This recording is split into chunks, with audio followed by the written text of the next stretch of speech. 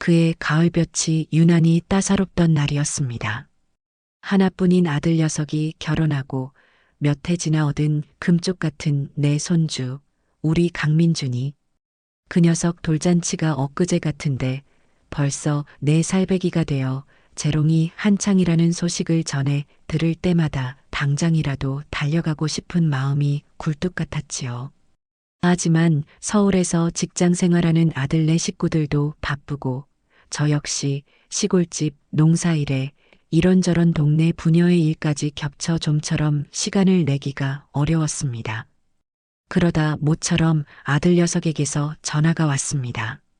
어머니, 이번 주말에 민준이도 보고 싶어 하고 저희도 어머니 뵙고 싶어서요. 한번 올라오실 수 있으세요? 그 한마디에 제 마음은 이미 서울행 기차에 올라탄 듯 설레기 시작했습니다. 오냐, 오냐, 가야지. 우리 강아지 보러 할미가 당장 나라라도 가야지. 전화를 끊자마자 저는 부산을 떨기 시작했습니다. 창고 깊숙이 넣어두었던 가장 큰 여행 가방을 꺼내 먼지를 툭툭 털어내고 그 안에 무엇을 채워 넣을까 행복한 고민에 빠졌지요. 우리 민준이 좋아하는 달콤한 밤고구마를 한 박스 삶아갈까? 아니면 햇볕에 잘 말린 호박꼬지를 들기름에 달달 볶아갈까? 아들 녀석이 환장하는 얼큰한 추어탕도 한솥 끓여가고 싶고 며느리 아이는 뭘 좋아하려나? 아무리 생각해도 며느리 입맛은 도통 알 수가 없어 그저 시장에서 가장 곱고 빛깔 좋은 과일이라도 한 상자 사가야겠다 마음먹었습니다. 출발하기 전날 밤에는 뜬 눈으로 지새우다시피 했습니다. 새벽녘동이 트기도 전에 일어나 소고기 장조림을 짭짤하게 조리고 매콤한 멸치볶음도 한 냄비 가득 만들었습니다. 혹여나 서울 것들이 입맛에 안 맞을까 싶어 직접 담근 열무김치도 한 통 꺼내 국물을 꼭 짜서 담았지요. 우리 민준이 입힐 예쁜 내복이며 앙증맞은 모자도 전날 장에 나가 제일 좋은 것으로 골라 사두었고 녀석이 좋아하는 공룡 로봇 장난감도 잊지 않고 챙겼습니다. 가방은 이미 터질 듯이 불룩했지만 제 마음은 날아갈 듯 가벼웠습니다. 새벽 첫 차를 타기 위해 버스 정류장으로 향하는 길, 풀잎에 맺힌 이슬처럼 제 눈가도 촉촉이 젖어들었습니다. 기차역에 도착해서도 한참을 기다려 서울로 향하는 무궁화호에 몸을 실었습니다.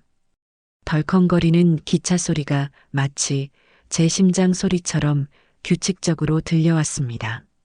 창밖으로 빠르게 스쳐 지나가는 풍경들을 바라보며 우리 민준이 얼굴을 떠올리니 절로 웃음이 났습니다. 녀석 얼마나 컸을까? 할미를 보면 또 얼마나 예쁘게 웃어줄까? 3시간이 넘는 기차 여행 끝에 서울역에 도착하니 익숙한 듯 낯선 도시의 풍경이 저를 맞이했습니다. 복잡한 지하철을 2번 갈아타고 다시 마을버스를 타고 한참을 들어가니 비로소 아들 녀석이 사는 아파트 단지가 눈에 들어왔습니다.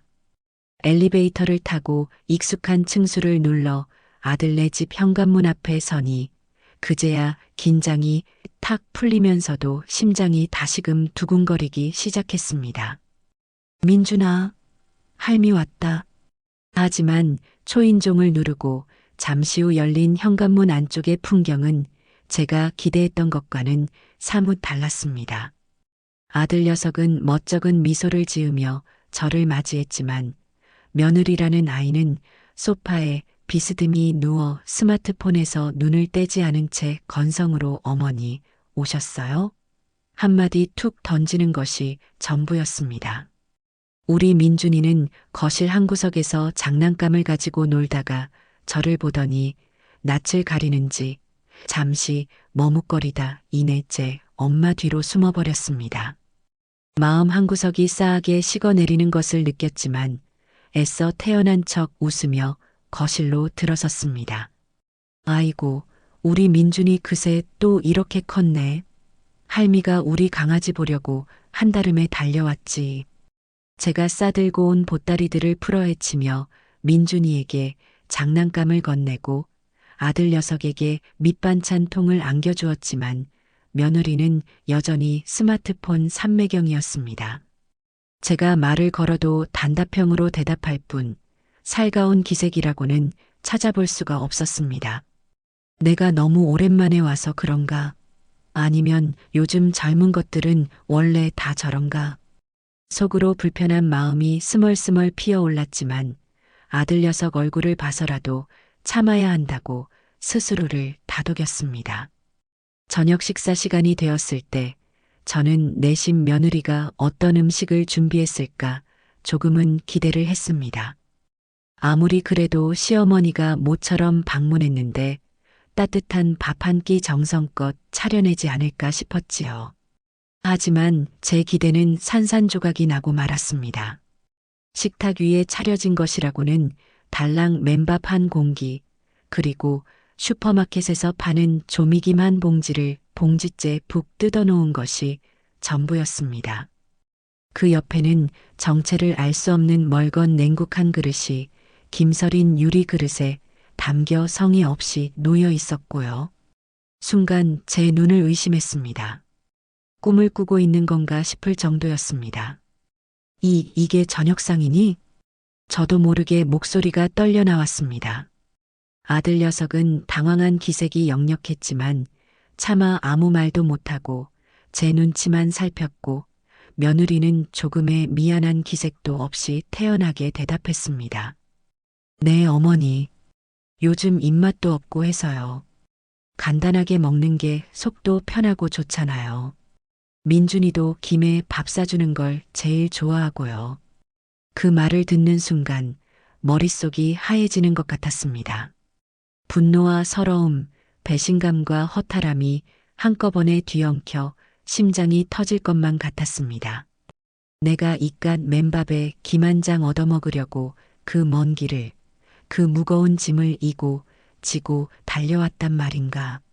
아들 녀석은 제 어미가 차려준 밑반찬들을 허겁지겁 꺼내놓으며 어색한 분위기를 수습하려 애썼지만 이미 제 입맛은 흘마처럼 쓰고 떫게 변해버린 후였습니다. 억지로 몇 술 뜨는 둥 마는 둥 하다 결국 체기가 올라와 속이 울렁거리고 말았습니다. 밤새도록 소화도 안 되고 신물이 넘어와 끙끙 앓았지만 며느리는 약한 알 건네주기는커녕 코빼기도 보이지 않고 제 방에 틀어박혀 나오지를 않았습니다. 아들 녀석만 안절부절 못하며 제 등을 두드려주고 물수건을 가져다 주었지만 차마 자기 아내에게 싫은 소리 한마디 제대로 못하는 그 무능한 모습에 더욱 화가 치밀어 올랐습니다. 그 길고 긴 밤 저는 서러움과 분노에 잠 못 이루고 뒤척이며 수없이 되뇌었습니다. 두고 보자. 내가 이 수모를, 이 치욕을 그냥 넘길 줄 알고 반드시 몇 배로 되갚아 주리라. 제 가슴 속에는 시퍼런 복수의 칼날이 서서히 고개를 들고 있었습니다. 뜬 눈으로 밤을 지새우고 다음 날 아침 저는 아들 녀석이 아무리 붙잡아도 한사코 뿌리치고 도망치듯 그 집을 나섰습니다. 민준이 얼굴도 제대로 보지 못하고 돌아 나오는 발걸음이 천근만근 무거웠지만 단 한순간이라도 더 그 숨 막히는 집에 머무르고 싶지 않았습니다. 집으로 돌아오는 기차 안에서 그리고 집에 도착해서도 며칠 동안 며느리 아이의 그 뻔뻔하고 표독스럽던 얼굴과 성이라고는 눈곱만큼도 찾아볼 수 없었던 그 맨밥 한 그릇이 머릿속을 떠나지 않고 저를 괴롭혔습니다. 생각하면 할수록 분하고 원통해서 피가 거꾸로 솟는 것 같았습니다. 이건 단순한 실수가 아니었어요. 명백한 무시였고 시어미에 대한 정면 도전이었습니다. 결국 저는 단단히 화병이 나서 자리에 몸져 눕고 말았습니다. 입맛도 없고 잠도 오지 않고 가슴에는 커다란 돌덩이 하나가 얹힌 듯 답답하기만 했습니다. 며칠을 그렇게 끙끙 앓고 있으니 보다 못한 옆집 순자 엄마가 죽을 쑤어가지고 문병을 왔습니다. 평소 저와 막역하게 지내는 터라 저는 순자 엄마 앞에서 그만 참았던 울분을 터뜨리고 말았습니다. 형님, 세상에 어쩌면 그런 일이 다 있답니까? 아무리 요즘 젊은 것들이 자기밖에 모른다고 해도 그렇지. 시어미가 그 먼 길을 찾아갔는데 맨밥에 김한장이 다 뭐랍니까? 그것도 봉지째로 툭 던져놓고 말이에요. 제 하소연을 듣던 순자 엄마는 제 손을 덥석 잡더니 함께 분개해 주었습니다. 아이고 형님, 속도 많이 상하셨겠네. 요즘 것들이 다 그렇다지만 그건 정말 너무했네. 너무했어. 그런 건 그냥 넘어가면 안 돼요. 가만히 있으면 사람을 아주 호구로 본다니까요. 받은 만큼은 꼭, 아니, 몇 배로 돌려줘서 버르장머리를 단단히 고쳐놔야 다시는 그런 짓 못하는 법이에요. 순자 엄마의 그 말에 제 머릿속이 번쩍 뜨이는 것 같았습니다. 그래, 내가 왜 이렇게 속만 끓이고 있어야 한단 말인가. 당한 만큼, 아니 그 이상으로 똑같이 되갚아 주어야지. 그 순간 제 마음속에서 복수를 향한 뜨거운 불길이 활활 타오르기 시작했습니다. 그날부터 저는 자리를 박차고 일어나 복수를 위한 치밀한 계획을 세우기 시작했습니다. 우선적을 알아야 백전백승이라고 하지 않았던가요? 며느리 아이의 모든 것을 파악하는 것이 급선무였습니다. 가장 먼저 손을 댄 것은 며느리의 SNS였습니다. 요즘 젊은 것들은 그걸로 자기 일상을 시시콜콜 다 자랑한다고 하더군요. 우리 민준이 사진이나 볼까 싶어 예전에 아들 녀석이 알려준 며느리 계정에 들어가 보았습니다. 아니나 다를까 그 아이는 온갖 화려한 음식 사진이며 명품 가방, 해외여행 사진들로 도배를 해놓고 있었습니다. 밖에서는 이렇게 잘 차려 먹고 비싼 물건은 있는 대로 휘감고 다니면서 시어미한테는 맨밥에 김이라니. 끓어오르는 분노를 억누르며 저는 며느리가 평소 어떤 음식을 즐겨 먹는지, 어떤 브랜드를 선호하는지, 친구들과는 주로 어디서 만나는지, 심지어 어떤 종류의 허영심을 가지고 있는지까지 꼼꼼하게 메모하고 분석했습니다. 사진 한 장 한 장, 댓글 하나하나가 모두 중요한 정보였습니다. 다음으로는 아들 녀석을 통해 정보를 캐내는 작업에 착수했습니다. 아들에게 전화를 걸어 아무렇지도 않은 척, 아범아, 엄마가 요즘 통 입맛이 없어서 그런데 너희는 외식할 때 주로 어떤 음식을 먹니? 내 처는 뭘 제일 좋아하더냐? 혹시 특별히 싫어하는 음식이라도 있니? 하며 슬쩍슬쩍 떠보았습니다. 아들 녀석은 아무것도 모른 채 글쎄요, 엄마. 지의 며느리 이름은 워낙 가리는 거 없이 다 잘 먹긴 하는데 특히 해산물이나 이탈리아 음식 같은 걸 좋아하는 것 같아요. 싫어하는 건 딱히 없는 것 같은데요? 하며 순진하게 대답해 주었습니다. 해산물? 이탈리아 음식? 두고 보렴. 내가 좋아하는 그것들로 아주 특별한 만찬을 준비해 줄 테니. 정보 수집이 어느 정도 마무리되자 저는 본격적으로 복수 시나리오를 구상하기 시작했습니다. 가장 중요한 것은 D-데이의 설정이었습니다. 언제, 어떤 명분으로 며느리 아이를 불러들여 복수를 실행할 것인가. 여러 가지 경우의 수를 따져보던 중 제 머릿속에 번개처럼 스쳐 지나가는 것이 있었습니다. 바로 제 생일이었습니다. 한 달하고도 보름쯤 뒤면 제 환갑 생일이 다가오고 있었던 것입니다. 이보다 더 완벽한 명분은 없었습니다. 모두가 축하해야 마땅한 시어머니의 생일날 그 아이에게 평생 잊지 못할 특별한 생일상을 선물하여 그 오만하고 건방진 태도를 뿌리부터 고쳐놓겠다고 마음먹었습니다. 그래, 내 생일상을 내년 평생의 트라우마로 만들어주마. 내가 나에게 주었던 그 맨밥과 김한장의 모욕감을 뼛속 깊이 되새기게 해주리라. 저는 밤마다 잠자리에 누워 복수의 순간을 상상하며 시나리오를 쓰고 지우기를 반복했습니다. 어떤 음식을 어떤 방식으로 내놓을 것인가? 어떤 표정으로 어떤 말을 건넬 것인가?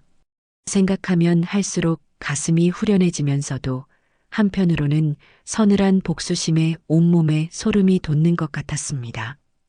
그렇게 저는 한 달 반이라는 시간 동안 오로지 그날만을 기다리며 복수의 칼날을 갈고 또 갈았습니다. 복수의 칼날을 갈며 기다린 지 어언 한 달. 드디어 제 환갑 생일이 보름 앞으로 다가왔습니다. 이제 슬슬 작전을 개시할 때가 되었다고 판단한 저는 가장 먼저 아들 녀석에게 전화를 걸었습니다. 평소보다 한 톤 높은 아주 밝고 살가운 목소리로 수화기를 들었지요. 아이고, 우리 아들. 잘 지냈어? 엄마 목소리 들으니 좋지? 네, 어머니. 별일 없으시고요? 민준이도 할머니 보고 싶다고 노래를 불러요. 오냐, 오냐. 할미도 우리 강아지 보고 싶어 죽겠다. 다름이 아니라 아들, 보름 뒤가 무슨 날인지 알지? 엄마 환갑이잖니. 그래서 말인데 올해는 엄마가 좀 특별하게 보내고 싶어서 그런다. 너희가 우리 집에 와서 다 같이 밥이나 한 끼 하자꾸나. 내가 아주 그냥 세상에서 제일 맛있는 거, 우리 아들이랑 며느리랑 손주 좋아하는 걸로 한 상 가득 차려놓고 기다릴게. 응? 최대한 다정하고 기대감 넘치는 목소리로 마치 정말 성대한 잔치를 준비하고 있다는 듯이 말했습니다. 아들 녀석은 역시나 제 미끼를 덥석 물었습니다. 어머니, 아이고, 제가 정신이 없어서 깜빡할 뻔했네요. 당연히 가야죠. 저희가 맛있는 거 잔뜩 사들고 갈게요. 어머니, 뭐 드시고 싶으신 거 있으세요? 아니면 외식이라도 근사한 데서 할까요? 녀석은 극구 자기가 뭔가를 하겠다고 나섰지만 저는 그럴수록 더욱 단호하게 그러면서도 부드럽게 제 계획대로 밀어붙였습니다. 아니다, 아들아. 됐어. 올해는 유독 내가 너희에게 따뜻한 밥 한 끼 내 손으로 직접 차려주고 싶은 마음이 간절해서 그런다. 내 엄마 환갑인데 주인공은 나 아니겠니? 그러니 이번 생일만큼은 내 방식대로 하고 싶구나. 아무것도 사오지 말고 그저 빈손으로 몸만 편히 오너라. 알았지? 며느리한테도 잘 전해주고. 민준이 볼 생각하니 벌써부터 설레는구나. 며느리에게는 일절 음식에 대한 구체적인 언급도 그 어떤 암시도 하지 않았습니다. 그저 시어머니가 차려주시는 평범하고 푸짐한 생일 초대 정도로만 여기게끔 하는 것이 중요했습니다. 아들 녀석은 몇 번 더 자기가 뭔가를 하겠다고 했지만 저의 확고한 태도에 결국 네, 어머니. 그럼 그날 찾아뵙겠습니다. 민준이도 엄청 좋아할 거예요 하며 전화를 끊었습니다. 그래, 좋아할 거다.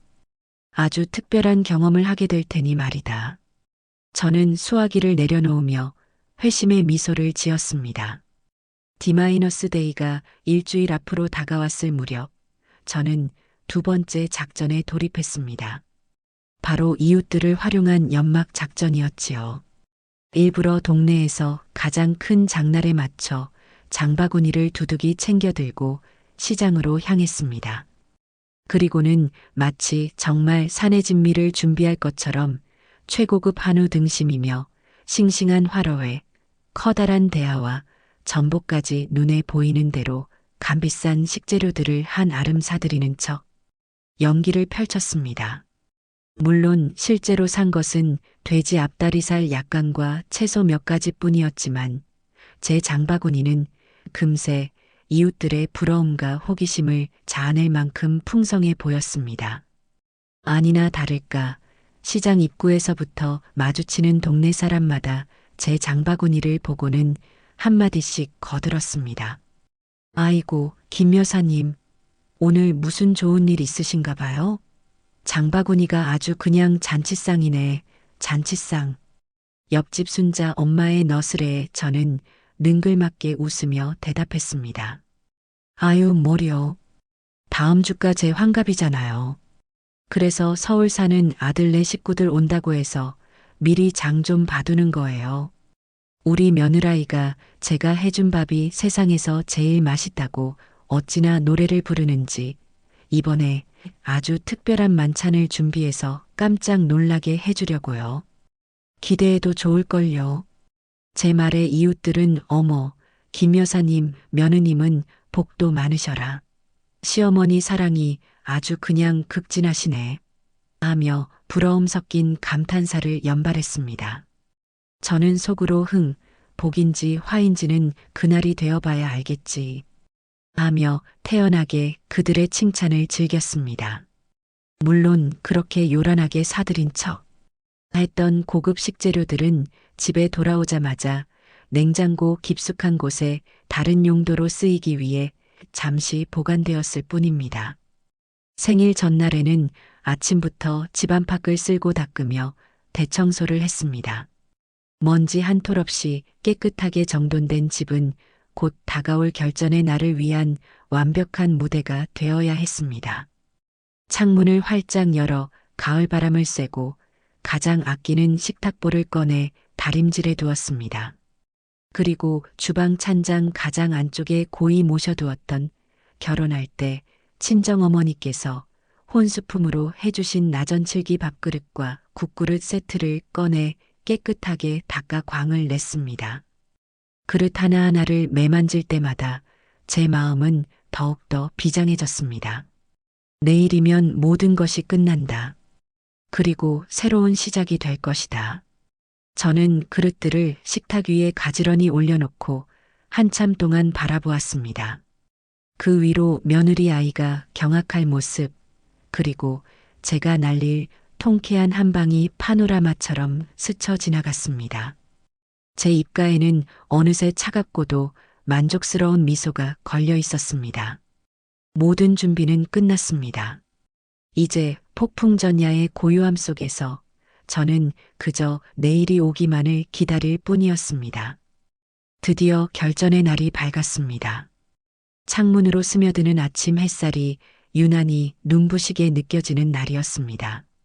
저는 평소보다 일찍 일어나 몸단장부터 시작했습니다. 장롱 깊숙이 넣어두었던 가장 화사한 빛깔의 한복을 꺼내 곱게 차려입고 머리에는 은은한 향기가 나는 동백기름을 발라 단정하게 쪽을 쪘습니다. 얼굴에는 옅게 분칠도 하고 입술연지도 살짝 발랐지요. 거울 속에 비친 제 모습은 마치 새색시처럼 설렘과 긴장감이 교차하는 듯 보였습니다. 하지만 그 눈빛 깊은 곳에는 서슬퍼런 복수심이 형형하게 빛나고 있었음을 저 자신은 똑똑히 알고 있었습니다. 오후 2시쯤 되었을까 현관 초인종 소리가 맑게 울려 퍼졌습니다. 올 것이 왔구나. 저는 심호흡을 한번 크게 하고 최대한 자연스럽고 인자한 미소를 얼굴에 장착한 채 현관으로 향했습니다. 문을 열자 예상대로 아들 녀석과 며느리 그리고 제 눈에 넣어도 아프지 않을 손주 강민준이가 환한 얼굴로 서 있었습니다. 어머니, 생신 축하드려요. 할머니, 생일 축하합니다. 아들과 손주의 우렁찬 축하 인사에 저는 평소보다 2배는 더 과장된 몸짓과 환한 미소로 그들을 맞이했습니다. 아이고, 우리 아들, 우리 강아지, 어서들 와라. 먼 길 오느라 고생 많았지? 특히 우리 며느래기는 오늘따라 어쩜 이렇게 인형같이 예쁠까? 길에서 연예인인 줄 알고 사람들이 다 쳐다봤겠네. 제 요란한 환대에 며느리는 살짝 당황한 듯 어색한 미소를 지었지만 싫지는 않은 눈치였습니다.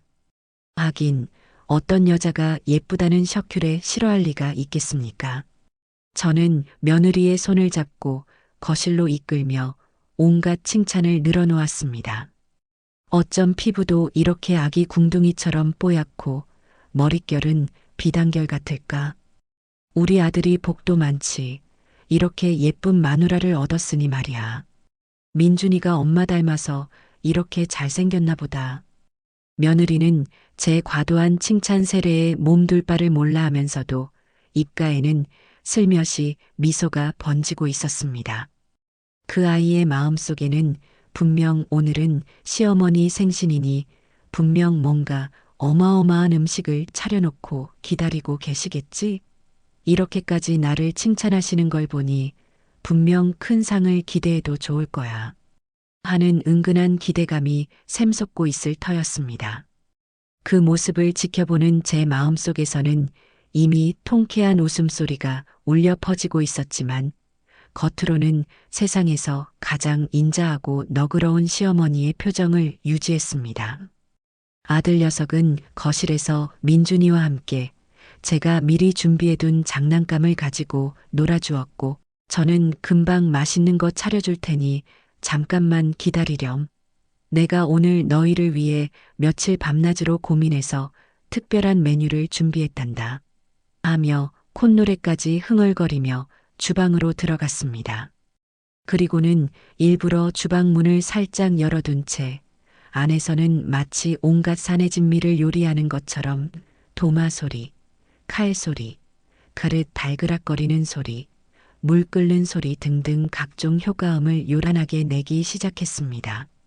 물론 실제로 제가 하고 있는 일은 밥솥에서 김이 모락모락 나는 흰쌀밥을 푸고 찬장에서 김 한 봉지를 꺼내는 것뿐이었지만 말입니다. 시간이 흐를수록 거실에 있는 며느리의 궁금증과 기대감은 최고조에 달하고 있을 것이 분명했습니다. 슬그머니 주방 쪽을 힐끔거리는 며느리의 모습이 열린 문틈으로 보일 때마다 저는 속으로 회심의 미소를 지었습니다. 아니나 다를까 저녁 식사 시간이 임박하자 며느리가 참지 못하고 조심스럽게 주방으로 다가와 물었습니다. 어머니, 뭐 도와드릴 일 없을까요? 제가 거들게요. 저는 활짝 웃으며 손사래를 쳤습니다. 아니다, 얘야. 오늘은 내가 모든 걸 다 알아서 할 참이니 넌 손님처럼 편안히 앉아서 기다리기만 하면 된단다. 시험이 환갑날인데 며느리 고생시킬 수 있나? 그리고 이건 아주 특별한 요리라서 내 손길이 아니면 제맛이 안 나거든. 거의 다 됐으니 조금만 더 기다리렴. 아마 깜짝 놀랄 게다. 저는 며느리가 주방 안을 들여다보지 못하도록 교묘하게 가로막으며 주방 출입을 철저히 봉쇄했습니다. 며느리의 얼굴에는 궁금증과 기대감, 그리고 약간의 불안감이 뒤섞인 묘한 표정이 스쳐 지나갔습니다. 그 표정을 음미하는 것은 마치 잘 숙성된 와인을 맛보는 것처럼 짜릿한 쾌감을 선사했습니다. 이제 곧 저 식탁 위에서 펼쳐질 한 편의 드라마를 위해 모든 준비는 완벽하게 끝났습니다. 폭풍전야의 숨막히는 긴장감 속에서 저는 마지막 필살기를 날릴 순간만을 기다리고 있었습니다. 마침내 모든 준비가 완료되었습니다. 저는 심호흡을 한번 크게 하고 주방 문을 활짝 열어젖히며 우렁찬 목소리로 선언했습니다. 자, 아범아, 얘야, 우리 민준이도 이제 식사들 하자꾸나. 할미가 평생의 요리 솜씨를 다해서 아주 특별한 생일상을 차렸으니 다들 기대해도 좋다. 제 목소리에는 자신감과 함께 약간의 비장함까지 서려 있었음을 아마 눈치 빠른 아들 녀석은 조금이나마 감지했을지도 모르겠습니다. 아들 내외와 손주가 호기심과 기대감에 찬 눈빛으로 식탁으로 다가왔고 저는 마치 마술사가 비장의 마술을 공개하듯 천천히 식탁 위에 덮여있던 하얀 천을 걷어냈습니다. 그리고 그 순간 식탁을 둘러싼 모든 이들의 얼굴에 놀라움과 당혹감, 그리고 믿을 수 없다는 듯한 경악의 빛이 동시에 떠올랐습니다. 아들 녀석은 입을 해벌린 채 그대로 얼어붙었고 며느리 아이는 두 눈을 동그랗게 뜨고는 새하얗게 질린 얼굴로 제 얼굴과 식탁을 번갈아 쳐다보았습니다. 그 눈동자에는 이게 대체 무슨 상황이지? 하는 극도의 혼란스러움이 고스란히 담겨 있었지요. 식탁 위는 그야말로 장관이었습니다. 제가 수십 년간 아끼고 아껴왔던 자개장이 은은하게 빛나는 최고급 나전칠기 밥그릇과 국그릇 세트가 각자의 자리에 정갈하게 놓여 있었습니다. 그리고 그 영롱한 칠기 밥그릇 안에는 마치 배곡처럼 윤기가 자르르 흐르는 김이 모락모락 피어오르는 흰쌀밥 한 공기가 소복하게 담겨 있었습니다. 밥알 하나하나가 살아 숨쉬는 듯 그 자체로 이미 훌륭한 요리처럼 보였지요.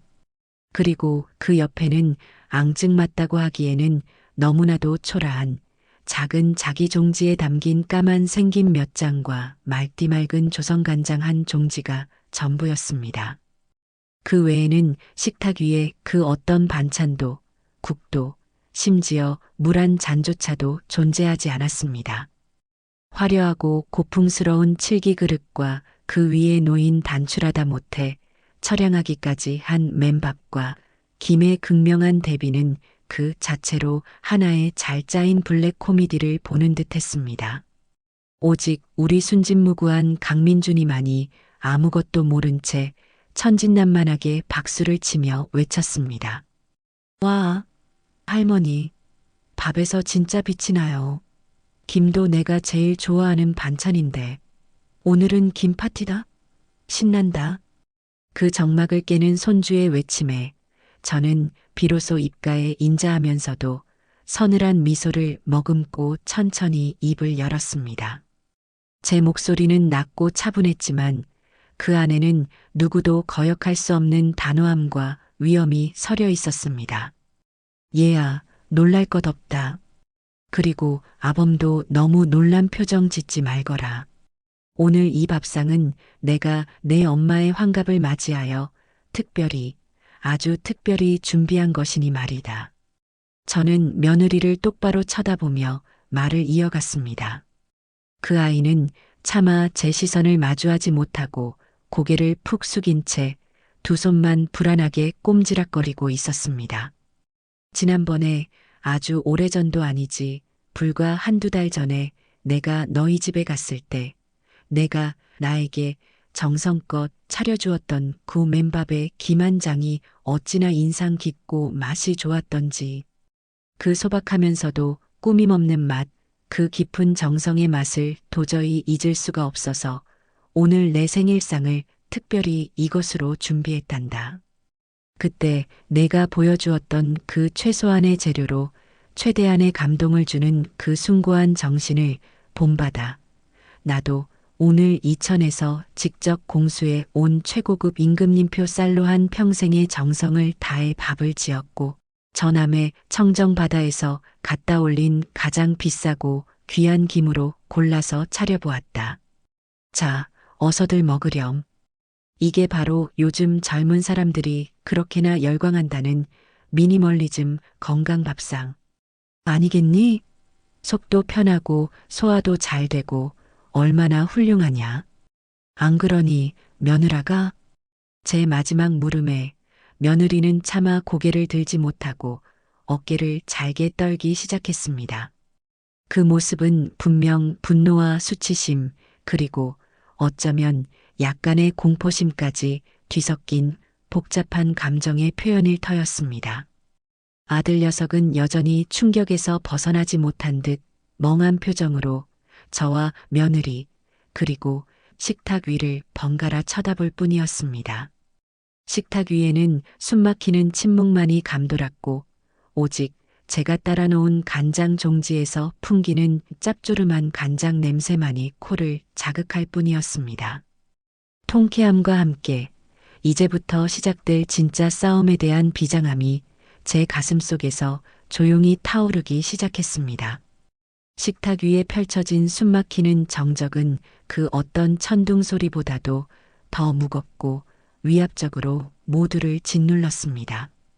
오직 천진난만한 우리 민준이만이 할머니, 김 더 주세요. 밥도 더 주세요. 하며 제 몫의 밥그릇을 싹싹 비우고는 저에게 빈 그릇을 내밀 뿐이었지요.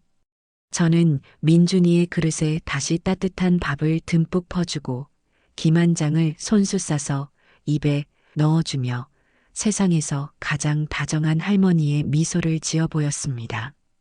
오냐, 우리 강아지. 많이 먹고 쑥쑥 커야지. 할미가 우리 민준이 좋아하는 김 아주 산더미처럼 쌓아놓고 기다렸지. 제 행동 하나하나 말투 하나하나가 며느리에게는 비수처럼 꽂히고 있음을 저는 똑똑히 알고 있었습니다.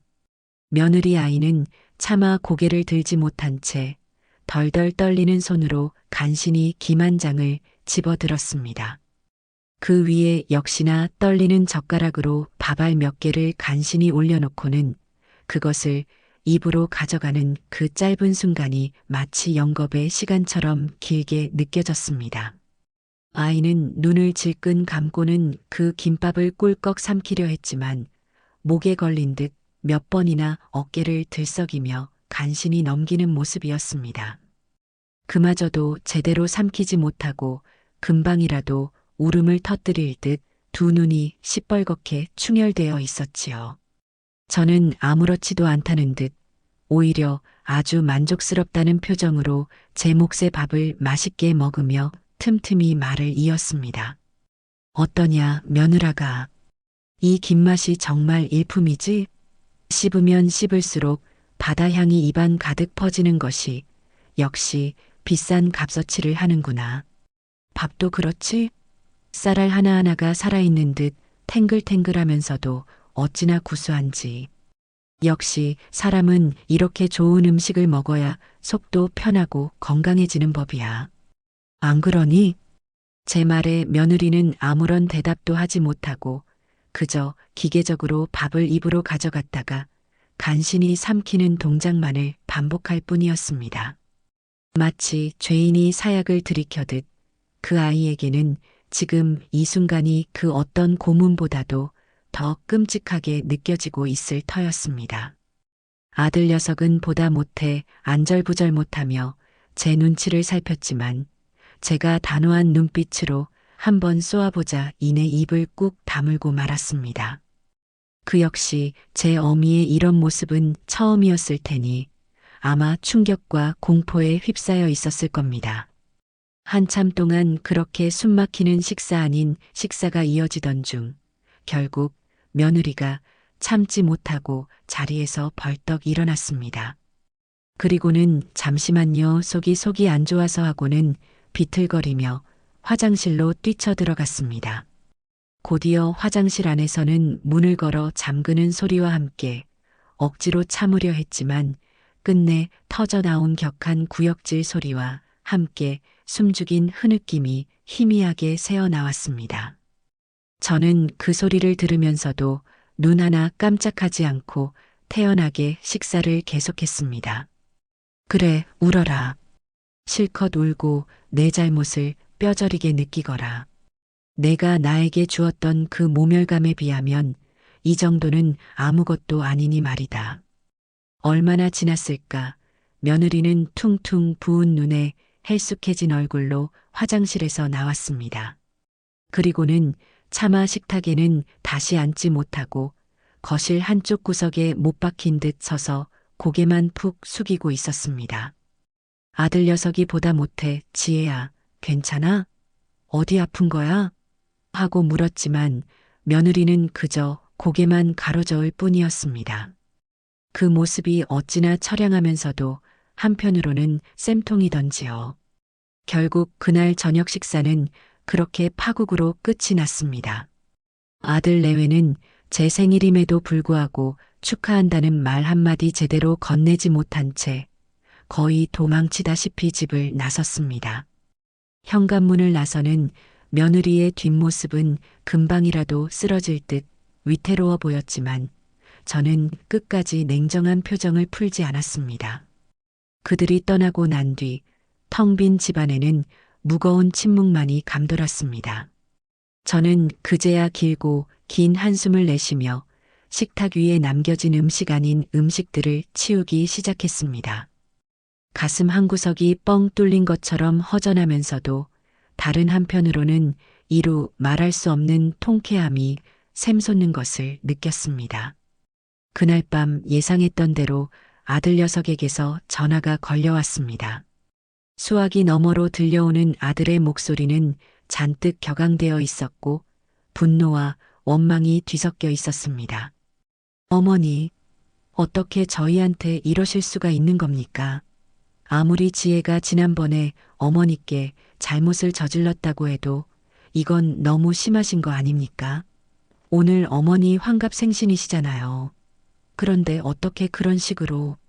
아들 녀석은 거의 울부짖듯이 저에게 따져 물었습니다. 저는 아주 차분하고 냉정한 목소리로 하지만 그 안에 서리빨 같은 단호함을 담아 대답했습니다. 내가 뭘 어쨌다고 그러느냐, 아범아. 나는 그저 내 처가 내 아비와 나에게 정성껏 차려주었던 그 고마운 밥상을 나도 똑같이 내 온 정성을 다해서 차려줬을 뿐이다. 그때 내 기분이 어땠을지 그 참담하고 모욕적인 심정을 이제 아주 조금이라도 알 것 같으냐? 내 어미가 평생을 너 하나만 바라보고 살아왔는데 고작 그런 푸대접을 받으려고 이 나이까지 고생한 줄 아느냐? 내가 시집와서 내 할머니 밑에서 어떤 시집살이를 했는지 너는 모르지? 새벽같이 일어나 찬물에 손 담그고 온갖 허드렛일 다하면서도 따뜻한 밥 한 술 제대로 얻어먹지 못하고 눈칫밥 먹던 시절이 허다했다. 그래도 나는 단 한 번도 시부모님께 불손하게 굴거나 정성을 다하지 않은 적이 없었다. 그런데 내 처는 뭐냐? 금이야 오기야 키워서 내 놈한테 시집 보냈더니 돌아오는 것이 고작 그런 푸대접이더란 말이냐. 제 목소리는 저도 모르게 점점 높아졌고 그동안 가슴속에 응어리져 있던 모든 서름과 분노가 한꺼번에 터져 나오는 것 같았습니다. 아들 녀석은 제 격한 반응에 잠시 말을 잇지 못하더니 이내 기어들어가는 목소리로 하지만 어머니 그래도 지혜는 아직 어리고 뭘 잘 몰라서 그런 실수를 하며 며느리를 감싸려 했습니다. 그 말에 저는 더욱더 기가 막히고 화가 치밀어 올랐습니다. 어리고 뭘 몰라? 27이 어린 나이냐? 그리고 사람 사이에 기본적인 예의를 지키는 것이 그렇게 어렵고 모를 일이더냐? 모르면 배우고 가르치면 알아들어야 하는 것이 사람의 도리다. 나는 이번 일을 통해 내 처에게 아주 중요한 가르침을 주었다고 생각한다. 그리고 이것은 경고일 뿐이다.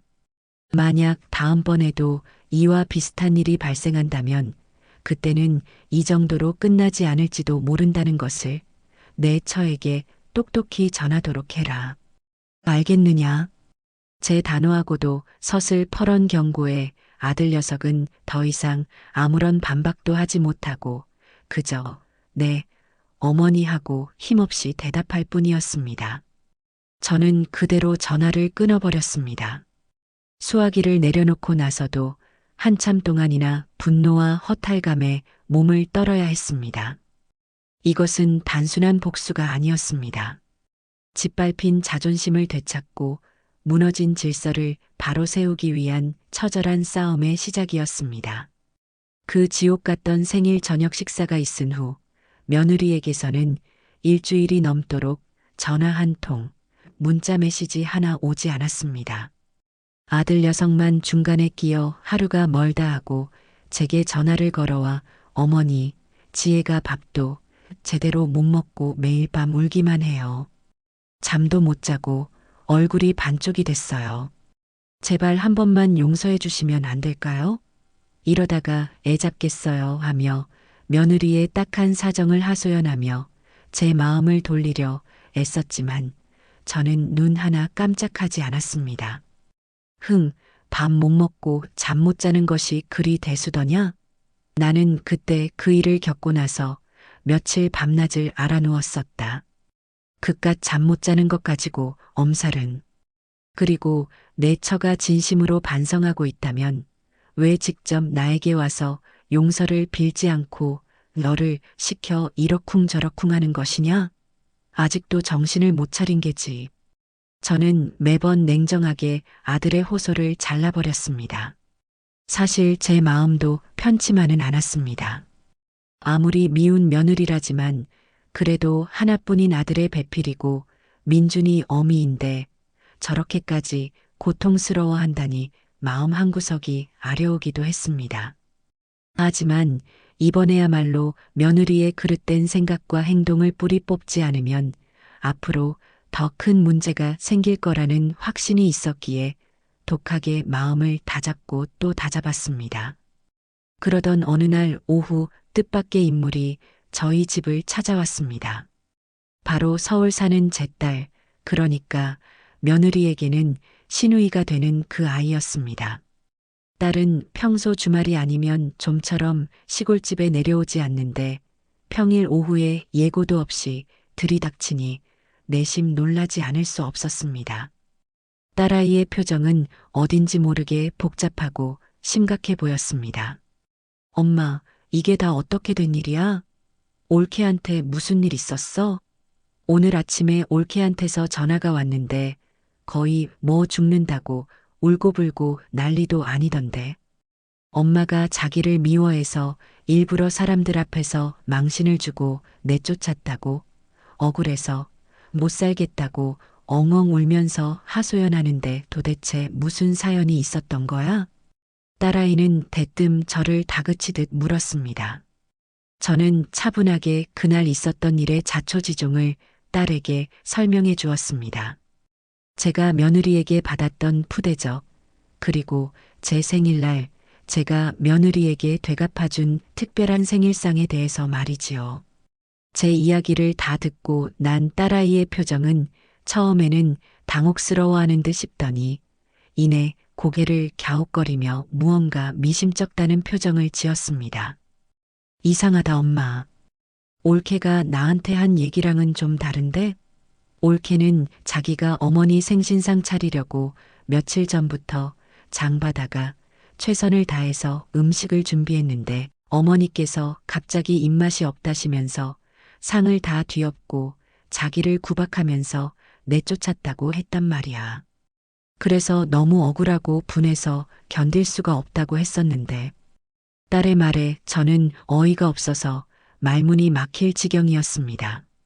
아니, 저것이 어디서 감히 하늘 무서운 줄 모르고 저런 새빨간 거짓말을 둘러댄단 말입니까? 제가 상을 뒤엎었다고요? 제가 며느리를 구박하며 내쫓았다고요? 적반하장도 유분수지 저런 후안무치한 것이 다 있나 싶어 치가 떨렸습니다. 뭐라고? 그 아이가 감히 그런 거짓말을 했단 말이냐? 내가 언제 상을 뒤엎었으며 언제 그 아이를 구박해서 내쫓았다는 게야. 아이고, 이런 억울하고 분통 터질 노릇이 있나? 내가 똑똑히 기억하는데 그 아이는 분명히. 저는 흥분을 가라앉히고 딸에게 며느리의 거짓말을 조목조목 반박하며 그날의 진실을 다시 한번 상세하게 설명해 주었습니다.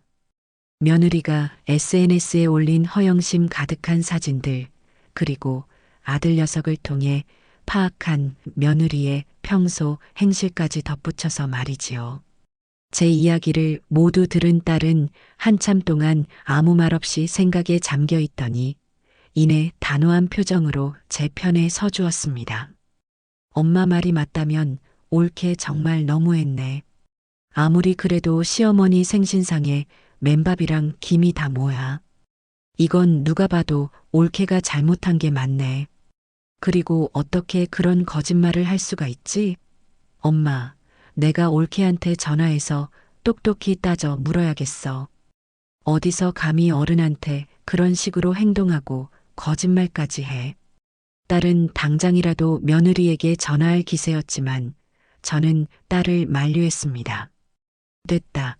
내가 나설 일 아니다. 내가 알아서 할 테니 너는 그만 신경 쓰거라 하고는 딸을 돌려보냈습니다. 하지만 속으로는 며느리의 그 뻔뻔한 거짓말에 더욱더 분노가 치밀어 올랐습니다.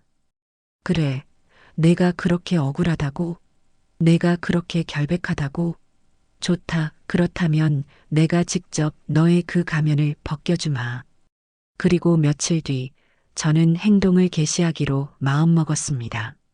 먼저 아들 녀석에게 전화를 걸어 내 처가 하도 억울하다고 난리라는데 뭐가 그리 억울한지 내가 직접 한번 들어봐야겠다. 내일 당장 내 처 데리고 우리 집으로 찾아오너라. 단 이번에는 빈손으로 오지 말고 내 처 친정어머니도 함께 모시고 오도록 해라.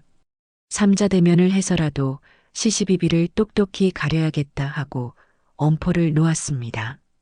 제 단호한 목소리에 아들 녀석은 감히 토를 달지 못하고 네, 어머니 알겠습니다 하고 기어들어가는 목소리로 대답할 뿐이었습니다.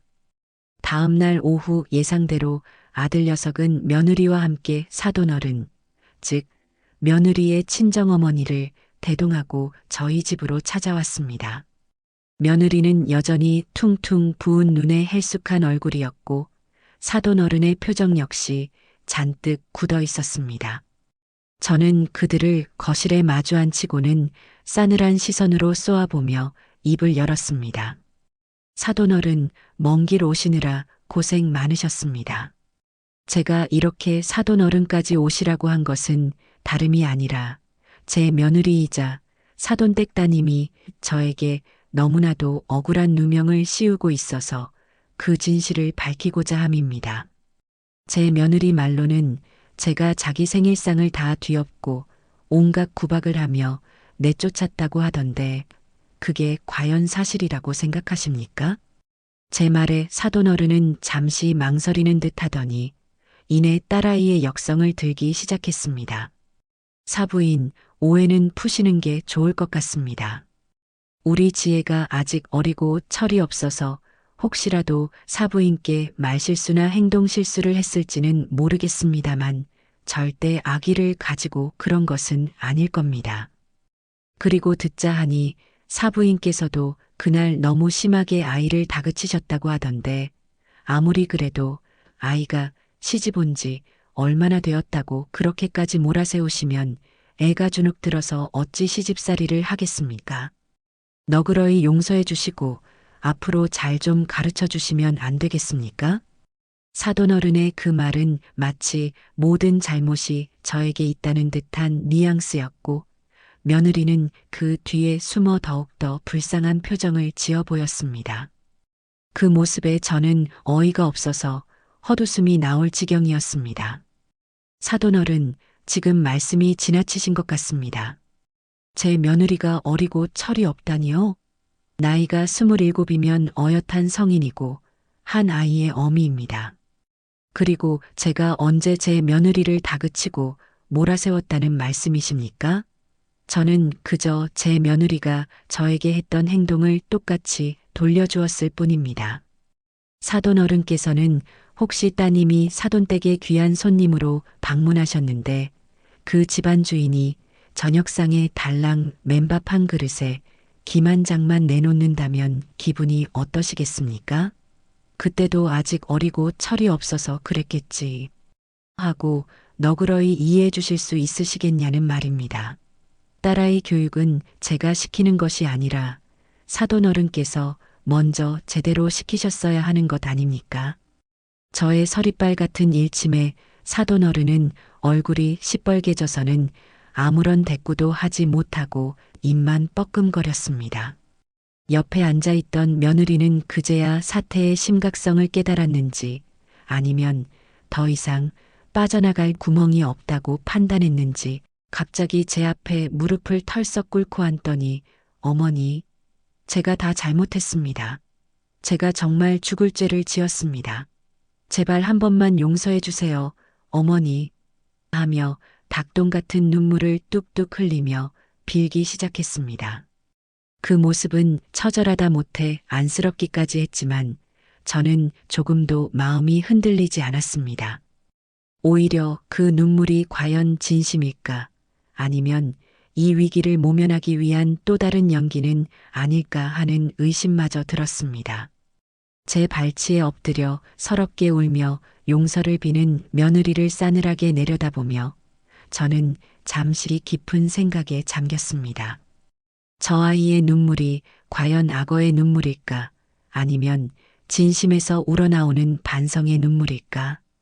한편으로는 이쯤에서 그만 용서해주고 따뜻하게 안아줄까 하는 마음도 들었지만 다른 한편으로는 이번 기회에 아주 뿌리까지 그릇된 심성을 뽑아내고 버르장머리를 단단히 고쳐놓지 않으면 앞으로도 똑같은 일이 반복될 것이라는 불길한 예감이 강하게 들었습니다. 결국 저는 후자를 택하기로 마음먹었습니다. 저는 팔짱을 낀 채 여전히 바닥에 엎드려 흐느끼고 있는 며느리를 내려다보며 냉정하고도 단호한 목소리로 말했습니다. 내 눈물이 진심인지 아닌지 내가 지금 당장은 알 길이 없구나. 좋다. 일단 내 사죄를 받아들이겠다. 하지만 그냥 용서해 줄 수는 없다. 내가 진심으로 반성하고 새로운 사람으로 거듭나겠다는 의지를 보여야만 나도 너를 진정한 내 며느리로 받아들일 수 있을 것이다. 그러니 너에게 한 가지 조건을 내걸겠다. 제 말에 며느리는 울음을 그치고 고개를 들어 저를 올려다보았습니다. 그 눈에는 두려움과 함께 일말의 희망 같은 것이 담겨 있는 듯 했습니다. 저는 잠시 말을 끊었다가 더욱 엄숙한 목소리로 조건을 제시했습니다. 앞으로 2달간 매주 주말 하루도 빠짐없이 우리 집에 와서 내 손으로 직접 내가 먹고 싶은 음식을 3가지 이상씩 해다 바치도록 해라. 음식의 종류는 내가 매주 금요일에 너에게 알려줄 것이다. 그때 내가 가져온 음식의 맛과 정성을 보고 내가 얼마나 진심으로 뉘우치고 노력하는지를 판단하겠다. 만약 2달 동안 단 한 번이라도 빠지거나 내 마음에 들지 않는 음식을 가져온다면 그때는 나도 더 이상 너를 내 며느리로 생각하지 않을 것이다. 이 조건을 받아들일 수 있겠느냐? 제 가혹하리만치 엄격한 조건에 며느리는 잠시 망설이는 듯 했지만 이내 결심한 듯 고개를 숙이며 떨리는 목소리로 네, 어머니 뭐든지 다 하겠습니다. 어머니께서 시키시는 대로 다 하겠습니다 하고 간신히 대답했습니다. 옆에 앉아있던 아들 녀석과 사돈어름은 제 조건이 너무 지나치다고 생각했는지 안절부절 못하며 저를 말리려 했지만 저는 단호한 눈빛으로 그들의 말을 막아버렸습니다. 이것은 저와 며느리 사이의 문제였고 누구도 끼어들 수 없는 신성한 약속과도 같은 것이었습니다. 그렇게 며느리의 혹독한 시어머니 입맛 맞추기 대작전은 시작되었습니다. 첫 번째 주말 며느리는 잔뜩 긴장한 얼굴로 제가 미리 주문했던 갈비찜, 잡채, 그리고 삼색나물을 커다란 반찬통에 가득 담아가지고 왔습니다. 며칠 밤을 새워 준비한 듯 눈 밑에는 검은 그림자가 드리워져 있었고 손가락에는 칼에 베인 상처 자국도 여러 개 나 있었습니다. 저는 말없이 며느리가 차려놓은 음식들을 하나하나 맛보았습니다. 갈비가 너무 질기구나. 양념도 내 입에는 조금 짜고 단맛이 강하구나. 잡채는 면이 너무 불었고 기름기가 많아서 느끼하다. 시금치나물은 너무 데쳐서 물렀고 도라지는 쓴맛을 제대로 빼지 못했구나. 저는 일부러 사사건건 트집을 잡으며 음식 맛을 평가했습니다. 사실 처음 치고는 제법 먹을 만한 수준이었지만 저는 조금도 칭찬의 기색을 내비치지 않았습니다. 제 냉정한 평가에 며느리는 얼굴이 하얘졌다가 빨개졌다가 하면서도 꾹 참고 죄송합니다. 어머니 다음번에는 더 신경 써서 더 맛있게 해오겠습니다. 하고 고개를 숙일 뿐이었습니다. 저는 그저 그래 어디 한번 기대해보마 하고 퉁명스럽게 대답하고는 며느리를 돌려보냈습니다. 2번째 주말 며느리는 제가 주문한 해물찜과 생선구이, 그리고 버섯 들깨탕을 가져왔습니다. 지난주보다는 확실히 음식 솜씨가 나아진 듯 했지만 저는 여전히 만족스러운 표정을 짓지 않았습니다. 해물찜은 콩나물이 너무 많고 해물이 부실하구나. 간도 너무 맵기만 하고 감칠맛이 부족하다. 생선은 너무 바싹 구워서 살이 퍽퍽하고 들깨탕은 들깨 향이 너무 약하구나. 이런 식으로 매주 며느리가 가져온 음식에 대해 혹독한 평가를 내렸습니다. 며느리는 매번 풀이 죽어 돌아갔지만 결코 포기하지 않았습니다. 오히려 주중에는 유명 요리학원에 등록해서 한식 조리법을 배우고 밤에는 인터넷 요리 블로그나 유튜브 채널을 뒤져가며 제가 내준 과제 음식들의 레시피를 밤새도록 연구하고 연습하는 모양이었습니다. 아들 녀석을 통해 간간히 전해 듣는 며느리의 그런 눈물겨운 노력에 제 마음도 아주 조금씩이지만 움직이기 시작했습니다. 처음에는 그저 통쾌함과 복수심뿐이었지만 시간이 흐를수록 저 아이의 저런 지독한 근성과 오기가 어디서 나오는 것일까 하는 궁금증과 함께 어쩌면 정말로 반성하고 변화하려는 것은 아닐까 하는 일말의 기대감도 생겨났습니다. 하지만 저는 결코 쉽게 제 마음을 드러내지 않았습니다. 며느리가 가져온 음식이 아무리 맛있어도 저는 항상 어딘가 부족한 점을 찾아내 지적했고 결코 만족스러운 칭찬 한마디 건네지 않았습니다. 그것이 며느리를 더욱더 단련시키고 성장하게 만드는 길이라고 믿었기 때문입니다. 그렇게 2달이라는 시간이 거의 다 흘러갈 무렵 마지막 주말을 앞두고 저는 며느리에게 가장 어렵고 손이 많이 가는 과제를 내주었습니다. 바로 제가 평소 가장 좋아하지만 웬만한 식당에서도 제 맛을 내기가 여간 까다로운 것이 아닌 토란대 들깨탕과 더덕구이, 그리고 홍어삼합이었습니다. 며느리는 제 과제를 듣고 잠시 얼굴이 굳어지는 듯 했지만 이내 결연한 표정으로 네, 어머니, 최선을 다해 준비해 오겠습니다 하고 대답했습니다. 그리고 마침내 운명의 마지막 주말. 며느리는 이전과는 비교할 수 없을 만큼 능숙하고 자신감 있는 태도로 자신이 만든 음식들을 제 앞에 차려놓았습니다. 토란대 들깨탕은 구수하면서도 깊은 맛이 일품이었고 더덕구이는 향긋하면서도 매콤달콤한 양념이 완벽하게 배어 있었습니다. 심지어 삭힌 홍어와 돼지수육, 묵은지가 어우러진 홍어삼합은 전문 음식점 못지않은 훌륭한 맛을 자랑했습니다. 저는 말없이 그 모든 음식을 천천히 음미했습니다. 그리고 마침내 그동안 단 한 번도 보여주지 않았던 희미한 미소를 입가에 띠며 며느리에게 말했습니다. 이 정도면 이제 제법 먹을 만하구나. 그동안 내가 얼마나 많은 노력을 했는지 이 음식 맛을 보니 알 것 같다. 수고했다, 며느라가. 제 그 한마디에 며느리는 참고 참았던 안도의 한숨을 길게 내쉬며 그 자리에 거의 주저앉을 뻔했습니다. 그 아이의 눈에는 그동안의 고생과 서름, 그리고 마침내 인정을 받았다는 기쁨이 뒤섞인 뜨거운 눈물이 하염없이 흘러내리고 있었습니다. 저 역시 그 모습을 바라보며 가슴 한구석이 뭉클해지는 것을 느꼈습니다. 어쩌면, 아주 어쩌면 저 아이와 저 사이에 드리워졌던 두꺼운 얼음벽이 아주 조금은 녹아내리기 시작한 것인지도 모르겠습니다. 2달간의 혹독했던 시어머니 입맛 맞추기. 미션이 끝난 후 며느리 지혜의 태도는 이전과는 확연히 달라져 있었습니다. 저를 대하는 말투 하나하나, 몸짓 하나하나에 조심스러움과 함께 진심 어린 존경심이 묻어나왔습니다. 하지만 저와 며느리 사이에는 여전히 보이지 않는 유리벽이 존재하는 듯 어딘가 모르게 어색하고 불편한 기류가 감돌았습니다. 아무리 며느리가 노력하고 제가 어느 정도 마음을 열었다고 해도 과거의 상처와 불신이 그렇게 하루아침에 쉽게 사라질 리는 만무했지요. 우리는 마치 살얼음판을 걷듯 서로의 눈치를 살피며 조심스러운 관계를 이어가고 있었습니다.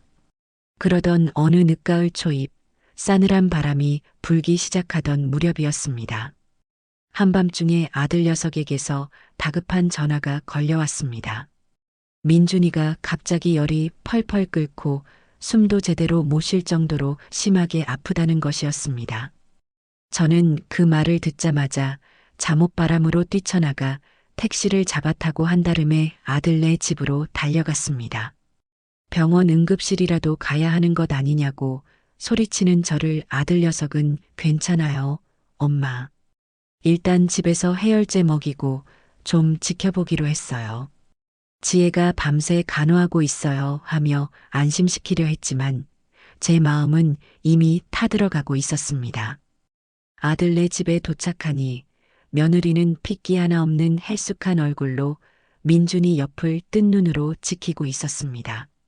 아이는 축 늘어져 숨소리조차 가쁘게 내쉬고 있었고 이마에는 물수건이 올려져 있었지만 열은 좀처럼 떨어질 기미를 보이지 않았습니다.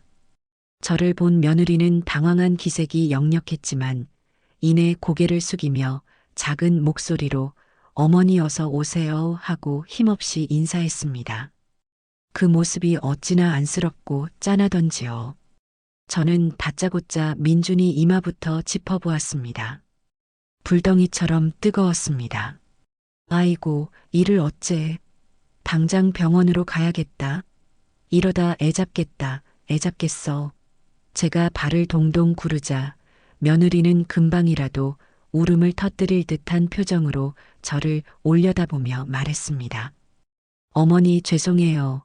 제가 제대로 돌보지 못해서 민준이가 이렇게 아픈가 봐요. 다 제 잘못이에요. 그 순간 저도 모르게 며느리의 손을 덥석 잡았습니다. 그리고는 최대한 부드러운 목소리로 말했지요. 애미야, 내 잘못이 아니다. 애들 키우다 보면 다 이렇게 아프고 크는 게야. 너무 자책하지 말거라.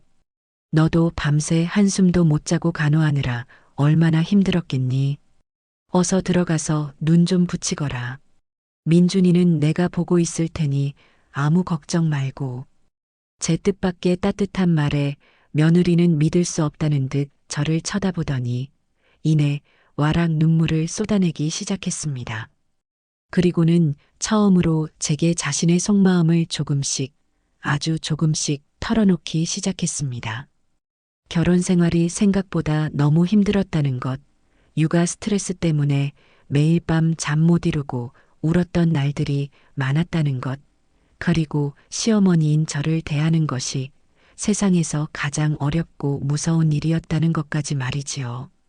특히 그날 제가 처음 아들네 집에 방문했을 때 맨밥에 김만 차려냈던 것은 정말이지 아무 생각이 없어서 그리고 너무 피곤하고 힘들어서 그랬던 것이지 절대 아기를 가지고 그런 것은 아니었다고 눈물로 호소했습니다.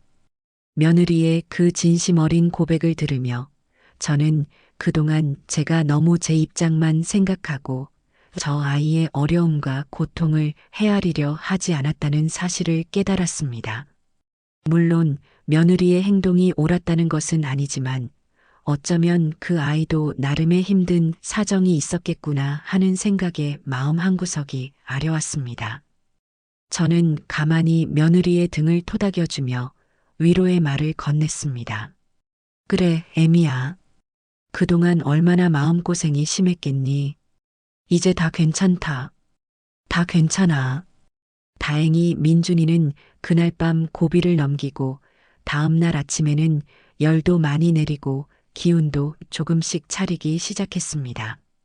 며칠 뒤 민준이가 완전히 회복되고 난 후 저는 아들 내외를 저희 집으로 불렀습니다. 그리고는 처음으로 세 사람이 함께 거실에 마주 앉아 허심탄회하고 진지한 대화를 나누기 시작했습니다.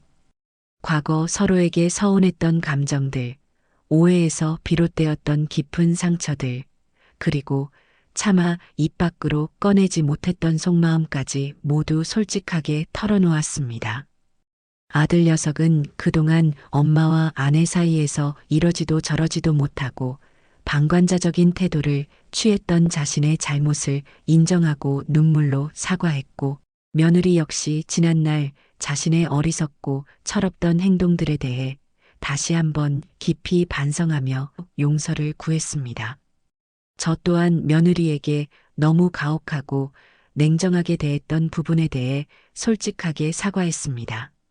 용서는 했지만 이해는 하지 못했던 지난날의 제 모습을 반성하며 이제는 진심으로 며느리를 한 가족으로 받아들이고 사랑으로 보듬어야겠다고 다짐했습니다. 물론 하루아침에 그동안 쌓였던 모든 앙금과 오해가 완벽하게 사라질 수는 없겠지요. 하지만 적어도 그날 우리 세 사람은 서로의 진심을 확인하고 앞으로 더 건강하고 행복한 가족 관계를 만들어 나가기 위해 함께 노력하자는 약속을 할 수 있었습니다. 우리 사이에 단단하게 얼어붙었던 강물에 마침내 따뜻한 봄볕이 내리쬐며 작은 균열이 생기기 시작했고, 그 틈 사이로 희망이라는 이름의 작은 새싹이 조심스럽게 고개를 내밀고 있었습니다.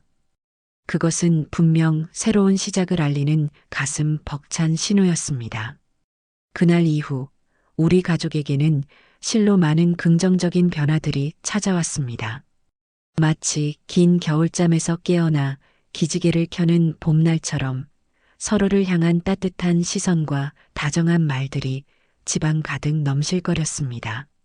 명절이나 가족 모임 때마다 며느리 지혜는 이전과는 완전히 다른 모습으로 저를 살뜰히 챙겼습니다. 제가 좋아하는 음식을 미리 알아두었다가 정성껏 준비해 오는 것은 물론이고, 제가 좋아하는 찻잔이나 스카프 같은 작은 선물들을 건네며 제 마음을 녹이려 애썼습니다.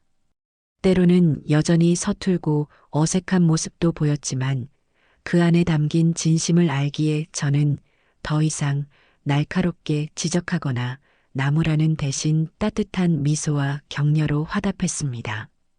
저 역시 며느리에게 먼저 다가가 시어머니로서의 연륜과 지혜를 나누려 노력했습니다. 살림에 서툰 며느리에게 저만의 특별한 요리 비법이나 살림 노하우를 아낌없이 전수해주기도 하고, 민준이 육아 문제로 고민하는 며느리에게는 따뜻한 조언과 함께 든든한 지원군이 되어 주었습니다. 애미야, 너무 잘하려고 애쓰지 않아도 된다. 그저 지금처럼만 민준이 사랑으로 잘 키우고 내 몸 건강 잘 챙기는 것이 제일 중요한 것이야 하는 제 말에 며느리는 감동한 듯 눈시울을 붉히기도 했습니다.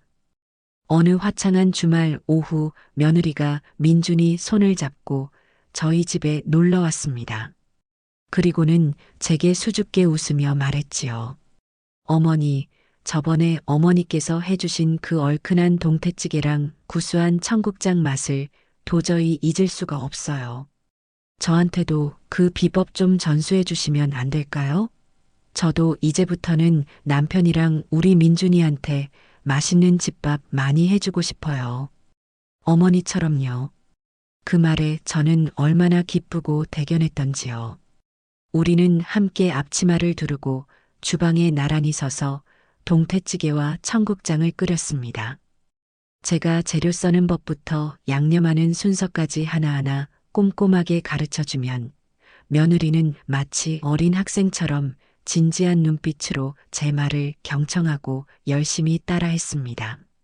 함께 음식을 만들고 도란도란 소소한 일상의 이야기를 나누는 사이, 예전에 그 아이에게 느꼈던 미움과 서운함, 가리고 어색함은 어느새 봄눈 녹듯이 사르르 사라지고 없음을 깨달았습니다. 대신 그 자리에는 시어머니와 며느리라는 관계를 넘어 마치 친정어머니와 딸처럼 서로를 아끼고 이해하는 따뜻한 애정과 끈끈한 유대감이 새록새록 피어나고 있었습니다. 이제 맨밥에 김, 사건은 우리 가족 사이에서 두고두고 회자되는 웃지 못할 전설이자 일종의 통과 의례 같은 에피소드가 되었습니다. 가끔 며느리는 그때 일을 떠올리며 어머니, 제가 그때는 정말 철이 없어도 너무 없었죠? 지금 생각하면 얼굴이 화끈거려서 고개를 들 수가 없어요. 어머니께서 그때 저를 그렇게 호되게 혼내주지 않으셨다면 저는 아마 평생 버르장머리 없는 못된 며느리로 살았을 거예요. 하며 멋쩍게 웃곤 합니다. 그러면 저는 이제 와서 그런다고 내가 그때 속상했던 게 다 풀리는 줄 아느냐? 그래도 내가 이렇게 정신 차리고 착한 며느리가 되었으니 그걸로 됐다 하며 짐짓퉁명스럽게 받아치지만 속으로는 대견하고 기특한 마음을 감출 수가 없습니다.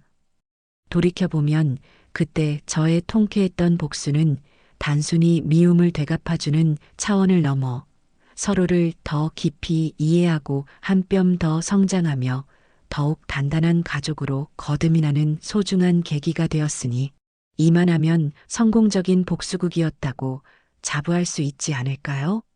앞으로도 살다 보면 또다시 서로에게 상처를 주고 오해하는 날이 있을지도 모르겠습니다. 하지만 이제 우리에게는 그 어떤 어려움도 함께 헤쳐나갈 수 있는 지혜와 사랑, 그리고 서로에 대한 깊은 신뢰가 생겼습니다. 햇살 좋은 오후 마당 평상에 앉아 해맑게 웃으며 뛰어노는 민준이의 모습을 바라봅니다. 그 옆에는 아들 내외가 서로 마주보며 따뜻한 미소를 나누고 있고 저 역시 그들을 흐뭇하게 바라보며 잔잔한 행복감에 젖어듭니다.